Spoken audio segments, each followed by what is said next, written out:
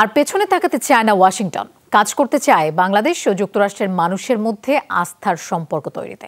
পররাষ্ট্রমন্ত্রীর সাথে বৈঠক শেষে ব্রিফিংয়ে এই মন্তব্য করেছেন সফররত মার্কিন সহকারী পররাষ্ট্রমন্ত্রী ডোনাল্ড লু। তিনি জানান, র্যাবের নিষেধাজ্ঞা, শ্রমনীতির সংস্কার, মানবাধিকার ও জলবায়ুর মতো গুরুত্বপূর্ণ বিষয়গুলো নিয়ে কাজ করে ইতিবাচক সমাধান চায় যুক্তরাষ্ট্র, বাড়াবে সহযোগিতাও।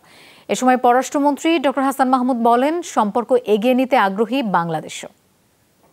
স্বাস্থ্য এবং স্বাদের মধ্যে চমৎকার একটা ব্যালেন্স করে পীর প্রিমিয়াম আয়োডাইজড লবণ।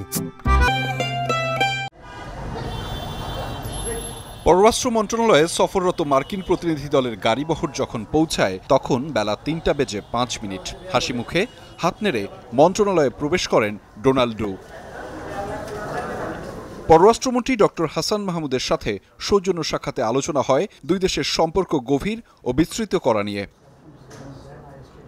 পরে গণমাধ্যমে কথা বলেন মার্কিন সহকারী পররাষ্ট্রমন্ত্রী ডোনাল্ড লু। বলেন, দুই দেশের মানুষের মধ্যে আস্থা তৈরিতে কাজ করছে ওয়াশিংটন। জানান, বাংলাদেশের সবশেষ সংসদ নির্বাচন সহিংসতা মুক্ত হওয়া নিয়ে উদ্বেগ ছিল ওয়াশিংটনের, তবে এখন সময় সামনে তাকানোর। The United States worked very hard to promote free, fair and গত বছর বাংলাদেশে নির্বাচন করতে যথেষ্ট কাজ করেছি আমরা, এটা অনেকটাই চিন্তার ছিল। তবে এবার আর পেছনে ফিরে তাকাতে চাই না। ভবিষ্যতে দুই দেশের মানুষের মধ্যে আস্থার সম্পর্ক তৈরিতেই কাজ করব আমরা। লু বলেন, র্যাবের স্যাংশন, শ্রমনীতির সংস্কার, মানবাধিকার ও জলবায়ুর মতো জরুরি ইস্যুগুলো নিয়ে কাজ করার সময় এখন। একসাথে দুর্নীতি প্রতিরোধ ও সুশাসন নিশ্চিতেও জোরদার করা হবে প্রচেষ্টা।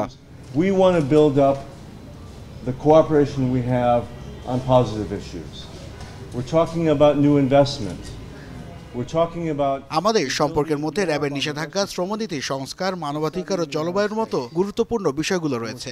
কঠিন বিষয়ে কাজ করতে হলে আমাদের ইতিবাচক সহযোগিতার ক্ষেত্র তৈরি করতে হবে। নতুন বিনিয়োগ নিয়েও কথা হয়েছে এবং দুর্নীতি প্রতিরোধে আমরা একসাথে কাজ করতে চাই, যাতে সুশাসন নিশ্চিত হয়।